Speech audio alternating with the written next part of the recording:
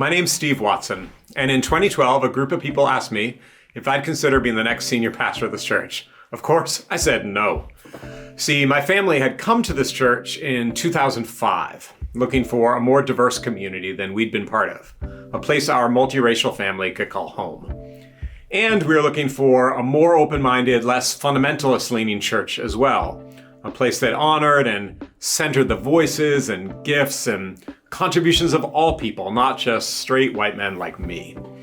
But I had never expected to be a pastor here. I'd become an urban high school educator because it was a career where I felt like I could live out the core passions of my faith around healing, justice, and community. I had actually sworn off any kind of professional religious work.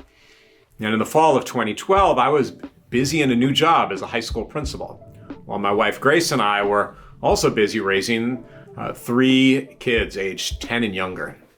So when asked to be a pastor here, I said, 1, I don't want the job, and 2, you can surely find someone better.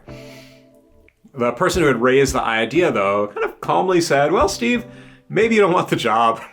Maybe we can find someone better, but could I encourage you to remember that God prepares whoever God calls, and I'd invite you to at least consider it.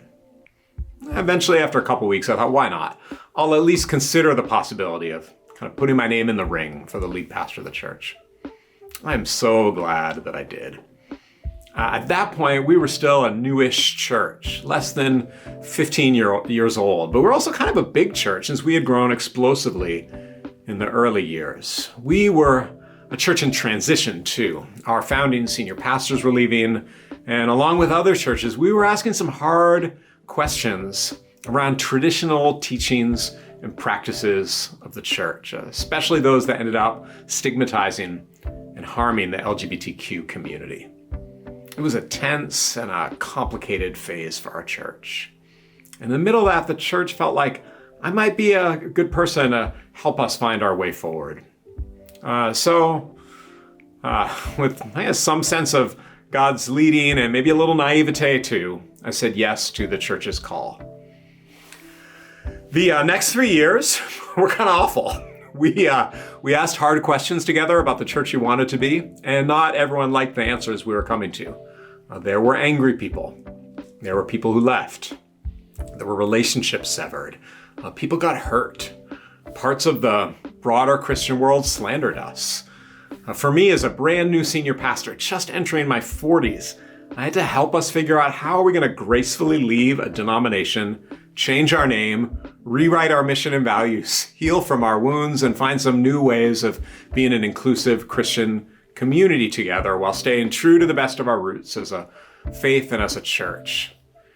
It was hard work for all of us as a church. It was hard work for me too. But we did that work together. And I am so proud of what Reservoir has become as a result. And so excited for what we are becoming still. An anti-racist, spiritually vibrant, good news of Jesus for all people's faith community that cultivates love and justice in all the parts of our lives.